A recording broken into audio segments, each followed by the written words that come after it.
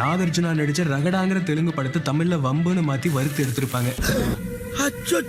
இந்த படத்துல ஹீரோயின் அனுஷ்கா அவங்களோட அடியாள் கிட்ட ஹீரோ பத்தி அவன் அழகா இருப்பானான்னு கேட்பாங்க. அவன் அழகா இருப்பானா? அதுக்கு அந்த அடியாளுக்கு எசக்க பசக்கா ஒரு மட்டமான டைலாக போட்டு விட்டுருக்காங்கப்பா.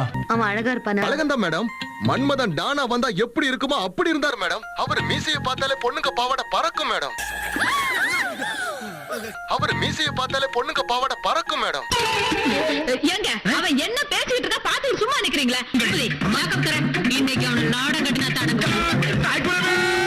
இதே படத்துல நம்ம நாகார்ஜுனா வர்ற ஒரு சீன்ல இவனுங்க போட்ட டைலாக் இந்த படத்துல நாகார்ஜுனாவுக்கும் வில்லனுக்கும் ஏதோ ஒரு தகாத உறவு இருக்குமோன்னு டவுட் வர்ற அளவுக்கு எழுதி விட்டுருக்காங்க. மூடு வந்துச்சு அதான் வந்துட்டேன். உனக்கு மூடு வரலனாலும் நான் விட்டுருக்க மாட்டேன் பிரதர். மூடு வந்துச்சு அதான் வந்துட்டேன். உனக்கு மூடு வரலனாலும் நான் விட்டுருக்க மாட்டேன் பிரதர். ஐ லவ் யூ சொல்லாம துணியை கொடுக்க மாட்டேன். நான் ஏம்ல உனக்கு ஐ லவ் யூ சொல்லணும்? அது ஆண்டவன் விதி. வெளியே வந்தேன் ஒரே மிதி. மிதிச்சாலும் பரவாயில்ல, நீ ஐ லவ் யூ சொல்லு. எலே நீ அந்த மாதிரி குரூப்பாரு. இது கூட பரவாயில்லைங்க. ஹீரோயின் அனுஷ்கா நாகார்ஜுனா கிட்ட ஏதாவது உதவி வேணும்னா கேளுங்கன்னு சொல்லுவாங்க. அதுக்கு ரொம்ப சீப்பான டபுள் மீனிங் டைலாக் ஒன்று போட்டு விட்டுருக்காங்க. உனக்கு என்கிட்ட இருந்து ஏதாவது உதவி வேணும்னா கேளு. 2 இட்லி ஒரு வடை வேணும், கிடைக்குமா கண்ணு? 2 இட்லி ஒரு வடை வேணும், கிடைக்குமா கண்ணு?